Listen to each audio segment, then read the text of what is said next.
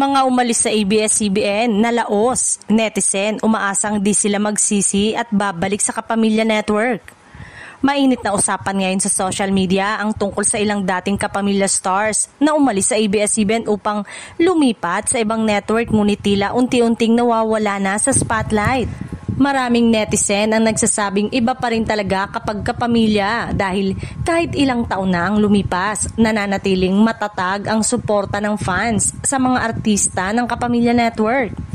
Ilan sa mga binabanggit ng netizen ay ang mga artistang dating mainstay sa ABS-CBN shows ngunit ngayon ay bihira ng mapanood o tila napasailalim sa mabagal na career movement sa bago nilang tahanan.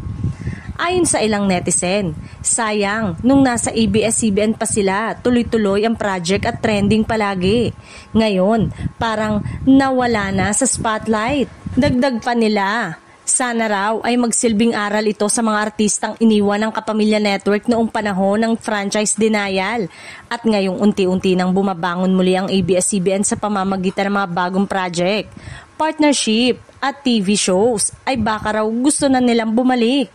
Gayunpaman, may ilan ding netizen na nagsasabing hindi din dapat husgahan ang mga umalis dahil kanya-kanya naman silang dahilan.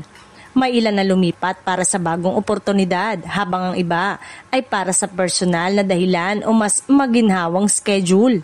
Pero sa huli, nananatiling malinaw sa mga Kapamilya fans ang kanilang mensahe.